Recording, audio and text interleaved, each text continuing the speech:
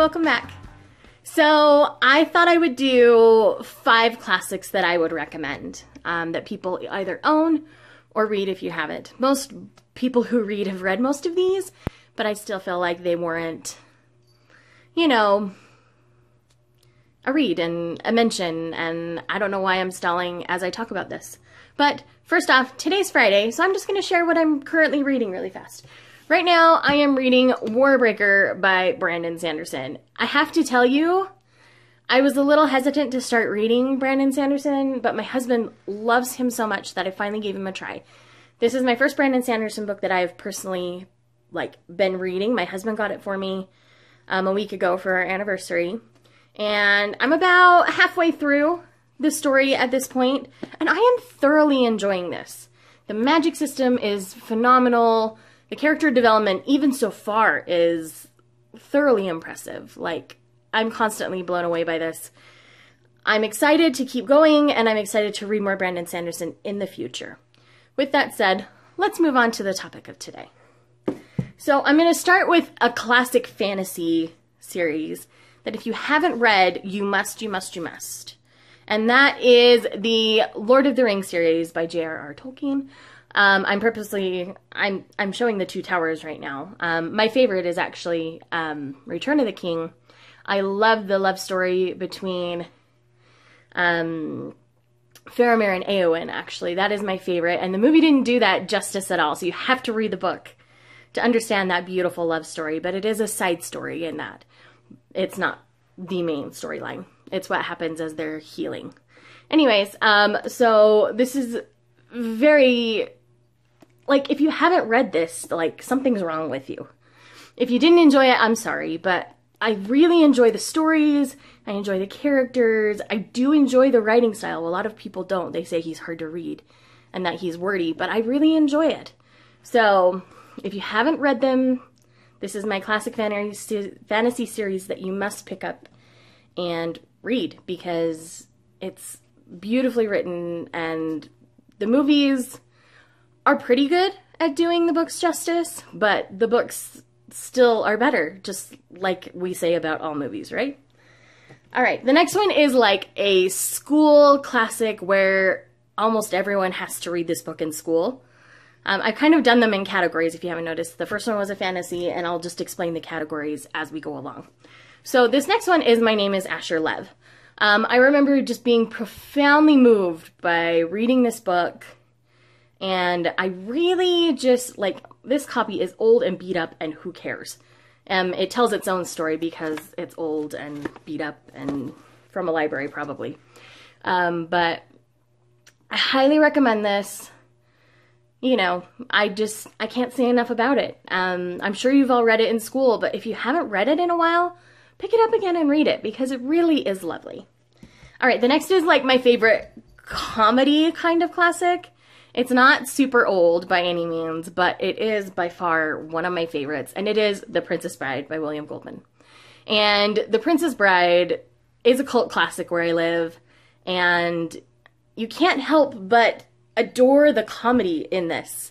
And if you thought the movie was funny, the book is even more funny. You get to know Buttercup's parents, and they like to send little zings to each other. I mean, it's just phenomenal. I got this for my birthday. It's a rendition of the movie, but I highly recommend picking it up. I mean, it is lovely. You get so much more in depth with your characters, and you learn so much more about them and why they react to things certain ways, and all of the humor in it is just as good as the movie. So if you enjoy the movie at all, pick up the book. I promise you'll thoroughly enjoy it.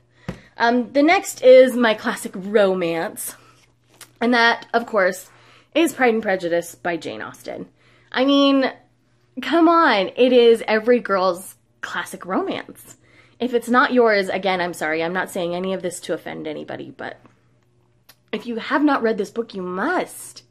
It is all about how people's first impressions can be right or can be wrong, and people can change and grow after, you know, learning what someone thinks of them. And it is beautiful. I love the characters and how they're written.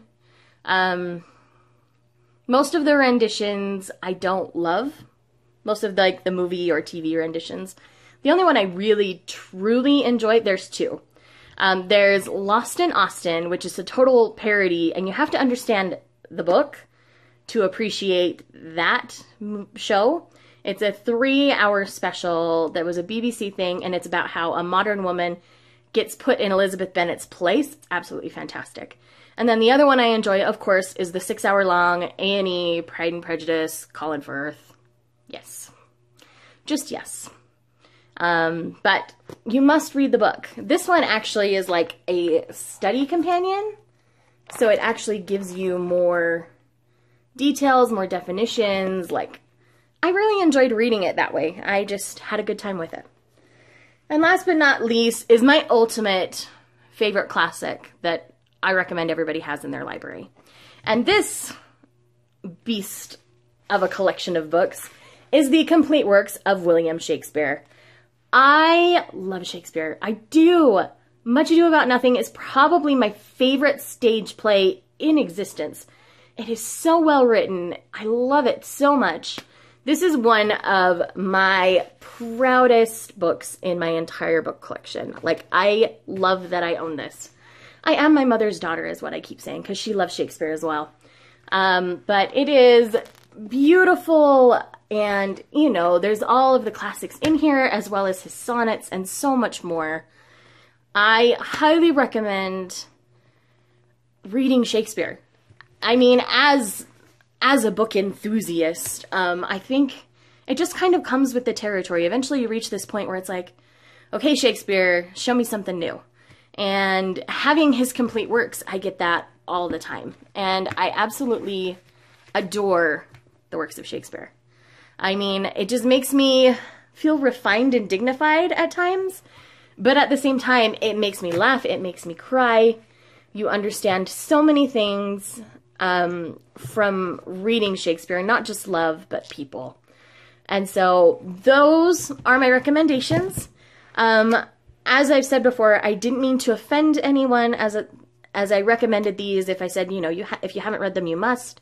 Those are just my personal feelings and my personal opinions. So please don't, you know, take it with a grain of salt. And these are just my recommendations.